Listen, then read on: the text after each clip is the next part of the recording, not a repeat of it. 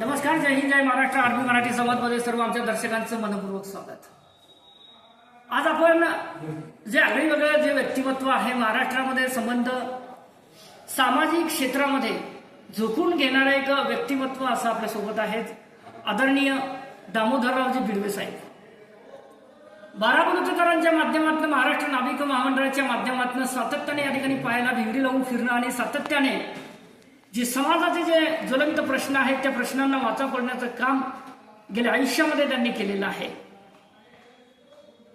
काम करत असताना कुठेतरी माणसाची या ठिकाणी कदर या ठिकाणी होत असते. त्याच आधारावर नुकतंच काही महिने अगोदर त्यांना एक समाजभूषण पुरस्कार या ठिकाणी देण्यात आलेला आहे आणि सर्वच स्तरातून त्यांचं कौतुक या ठिकाणी अभिनंदन होत आहे.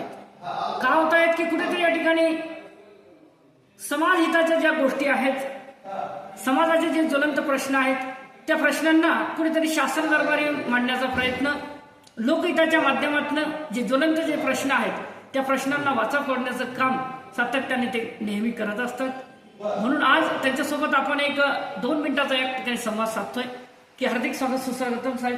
आज जो समाजभूषण पुरस्कार आपल्याला प्राप्त झालेला आहे त्या संदर्भामध्ये काय सांगाल? समाजभूषण पुरस्कार मला मिळावा या उद्देशानं तर मी काही कुठली समाजसेवा करत नाही. प्रश्न असा आहे की जे वंचित असतात, ते उपेक्षित असतात, त्यांचेच अनेक प्रश्न असतात. मी स्वतः 12 बलुतेदार महासंघामध्ये राज्याचं उपाध्यक्षपद म्हणून मी काम करतो. हे काम करत असताना 12 बलुतेदार खऱ्या अर्थानं कसं वंचित आहे आणि त्याच्या कोणत्या कोणत्या समस्या आहेत या सगळ्या समस्याचं आम्ही अनेक वेळा निवेदनं दिले. आणि माझा 12 बलुतेदार म्हणूनच नाही तर मायक्रो ओबीसीमध्ये जे छोटे छोटे घटक आहेत, उदाहरणार्थ जर घ्यायचं असेल तर बांगड्या बांधणारा कासार, त्याचं 4 गावामधून एक घर आहे आणि त्याला SC ओबीसीमध्ये टाकलेलं आहे. त्याच्यामुळे त्या ओबीसीमध्ये त्याची कुठे कोणत्याच प्रकारची कसलीच नोंद नाही आणि त्याच्या समस्येकडे कोणाला पाहायला फुरसतही नाही आणि वेळही नाही. आणि म्हणून 12 बलुतेदार या संघटनेच्या माध्यमातून मी स्वतः आमचे 12 बलुतेदारांचे राज्याचे अध्यक्ष माननीय कल्याण दळे साहेब आहेत, त्यांच्यासोबत राहून काम करून प्रत्येक घटकाला कसा न्याय मिळेल याच्याकरता आम्ही शासन दरबारी झगडत असतो. हे झगडत असतानाच आम्हाला कुठे न्याय मिळतो, कुठे मिळत नाही, परंतु आमचं सातत्य आम्ही कधी कमी केलंच नाही. न्याय मिळेल म्हणूनच आम्ही जातो, न्याय नाही मिळाला तरी आम्ही जातो आणि आमची जबाबदारी आहे. एक समाजसेवक या नात्याने माझी स्वतःची वैयक्तिक जबाबदारी आहे की मी छोट्यातल्या छोट्या गटांना मी न्याय देऊ शकलो पाहिजे. या भावनेतून आम्ही स्वतः हे सगळे प्रयत्न करतो. आणि सरकारने काय केलं तर एक जाहिरात काढली होती की बा समाजामध्ये समाजकार्य करणारे जे लोक आहेत, समाजामध्ये समाजकार्य करणारे जे लोक आहेत त्यांनी त्यांचा बायोडाटा आम्हाला द्या. आणि त्यांनी हे सांगितलं होतं की SC करता, ओबीसी करता, व्हिजेंटी करता आणि दिव्यांगा करता सुद्धा तुम्ही आजपर्यंत काय काय कामं केलेली आहेत त्याचा सुद्धा तुम्ही आम्हाला एक बायोडाटा द्या. आता आम्ही एवढे कामं केलेले आहेत की त्यांनी मागितल्यापेक्षा कितीतरी पटीनं बायोडाटा आमच्याकडे शिल्लक आहे आणि म्हणून तो सगळा बायोडाटा आम्ही त्यांच्याकडे सुपूर्द केला. कुठे कुठे आम्ही काय काय केलेलं आहे, कुठे कुठे कशा मागण्या मागलेल्या आहेत, कुठे कुठे आम्ही धरणे आंदोलन केलेले आहेत, या सगळ्या गोष्टीची इत्यंभूत माहिती सरकारनं आमच्याकडनं घेतली. आणि कदाचित त्याच गोष्टीची दखल घेऊन सरकारने असं लक्षात घेतलं असेल किंवा सामाजिक कार्य करणारे जे काही लोक असतील, म्हणजे मला एकट्यालाच मिळाला असेल काही प्रकार नाही, पण बरेच लोकांना तो मिळालेला आहे. आणि माझं असं मत आहे की सगळे लोक हे सामाजिक कार्य करत असताना कोणीही रुपया आम्हाला देत नाही किंवा आम्ही कोणाच्या रुपयाचं आम्ही घेतही नाही किंवा त्याचा काही विषय घेत नाही. आपल्याला कुठल्या पक्षाचा कोणता आधार नसतो, कोण्या संघटनेचा कुठला आधार नसतो.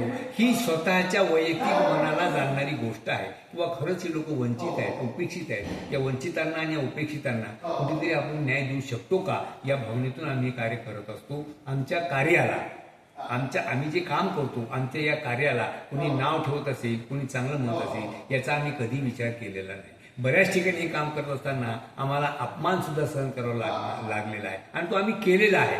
कारण समोरच्याचा दृष्टिकोन कदाचित चुकीचा असेल पण आम्ही आमच्या या कामापासून कधीही ढळलेलो नाही आणि इथून पुढे आम्ही आमच्या कामापासून कधीही ढळणार नाही. मला समाजभूषण पुरस्कार मिळाला म्हणजे बस झालं, अजिबात नाही. माझं आयुष्य जोपर्यंत आहे, माझ्या रक्ताचा शेवटच्या थेंबापर्यंत का असत नाही, मी समाजसेवाच करत राहणार आहे. उपेक्षितांना, वंचितांना न्याय देण्याकरता मला जे काही करावं लागत असेल ते मी केल्याशिवाय राहणार नाही.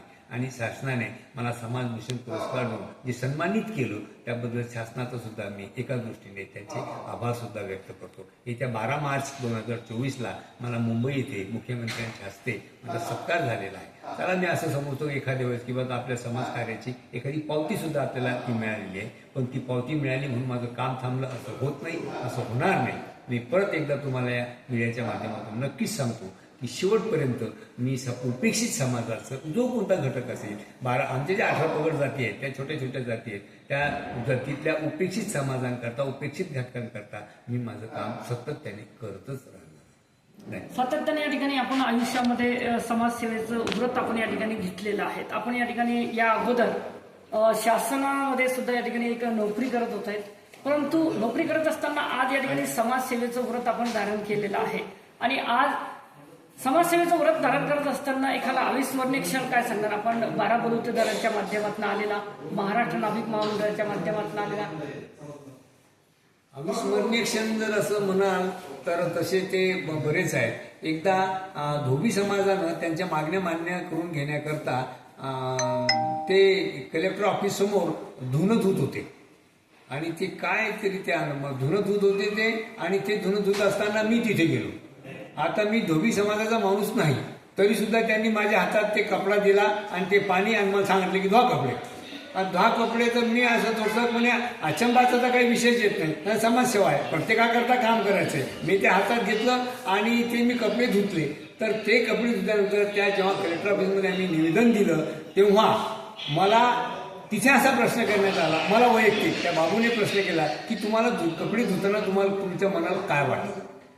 तर तिथे मी त्याला सांगितलं की बाबा रे, खऱ्या अर्थानं मला हे वाटलं की वंचिताला खरंच न्याय मिळण्याची अत्यंत गरज आहे आणि माझा जो ध्येय आहे तो यांच्याच करता काम करणारा आहे. म्हणून मी हे स्वतः कुठलीही जात पात कोणताही विषय न घेता वंचिताला न्याय देण्याकरता जिथे कुठे मला काही काम करावं लागत असेल तिथे तिथे मी ते काम करणार. आणि मी धोब्यासोबत कपडे सुद्धा धुतलेले आहेत. हा माझा एक अविस्मरणीय प्रसंग आहे. असं म्हणतात की फुलाला फुल जोडत गेले की फुलांचा एक पुष्पहार तयार होतो, आणि मोत्याला मोती जर जोडत गेले की मोत्यांची एक माळ तयार होते, आणि माणसाला माणूस जर जोडत गेले तर एक माणुसकीचं एक नातं या ठिकाणी निर्माण होतं. त्याच पद्धतीने माणसं जोडण्याचं काम सातत्याने या ठिकाणी साहेबांनी केलेलं आहे. एखादा अविस्मरणीय क्षण सुद्धा त्यांनी सांगितलेला आहे की मनातल्या मोकळ्या गप्पा आज या ठिकाणी आपण आरबी मराठी समाजच्या माध्यमातून त्यांना जो समाजभूषण पुरस्कार मिळालेला आहे त्या संदर्भामध्ये आपण त्यांच्यासोबत चर्चा केलेली आहे. या ठिकाणी थांबतो. पुढच्या या ठिकाणी साहेब आपल्या उदंड या ठिकाणी कायास या ठिकाणी सदिच्छा शुभेच्छा या ठिकाणी व्यक्त करतो. या ठिकाणी थांबतो. जय हिंद, जय महाराष्ट्र.